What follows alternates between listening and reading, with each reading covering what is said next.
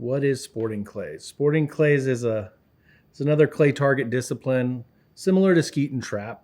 Skeet and trap have been around for a long time, probably, I don't know the exact date, but 100 years. Okay. Sporting clays is new to the United States, really. It's only been around since about the mid to late 80s.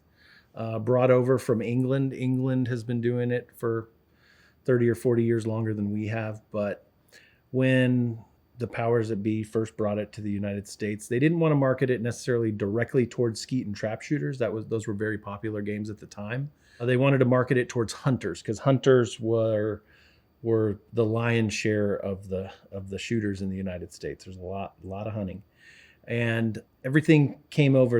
Every sporting clay course was to simulate a different type of hunting situation. When I started in 1990, we had stations where you shot in a goose pit, where you literally walked down some steps and shot from ground level. The ground was here at my chin, shooting like you're shooting geese out of a pit. There was a dove station, like a high crossing pair over some trees. There was they'd call it the rising teal station, where you'd have two targets that went straight up in the air from the ground, like simulating a type of waterfowl, a teal, and rabbits that rolled on the ground. They just really marketed it that way towards hunters. But in the 30 years since, the game has really taken on a life of its own. The amount of targets we shoot at. There's 7 different types of clay targets. Skeet and trap targets are exactly the same today as they were 40 years ago. A sporting clay target can be a standard, similar to a trap and skeet target. Like I said, there's rabbits that are really thick. They roll them along the ground. They're strong, so they don't break on rocks or the ground.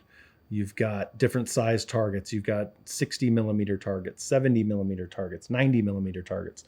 Those targets are just made to throw, and your brain sees it smaller, thinking it's further away. So they tricking you that way. There's batus that are really thin that go up in the air, and they do some curves and twists while they fly through the air.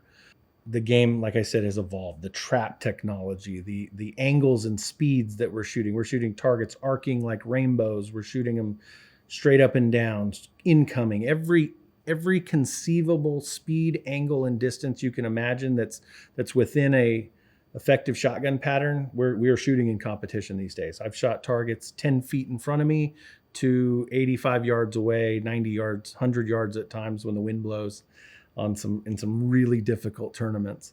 One of the things that I really love about it is that you don't know what to practice. You could practice for the national championship for 3 months, and you might not practice the correct targets because the setters, there's guys that travel all around the world to come in and set courses. They're true artists. They're trying to trick you with speeds and angles, and you go to some places that just have incredible topography. I love shooting in the mountains. I love shooting where it's not just flat. The backgrounds change. We're shooting in the southeast, where you might be shooting in some piney woods, and then you go up to Montana and you're shooting 50 yards below your feet down into a canyon.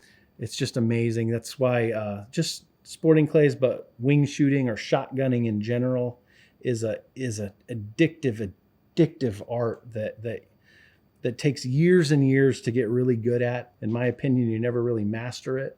You're always getting better at shots that you don't know, or shots that you've struggled on in the past. There's just an infinite number of targets. So it's not the repetition of skeet and trap, that no matter where you go in the world and shoot skeet and trap, the targets are the exact same speed, the exact same angle.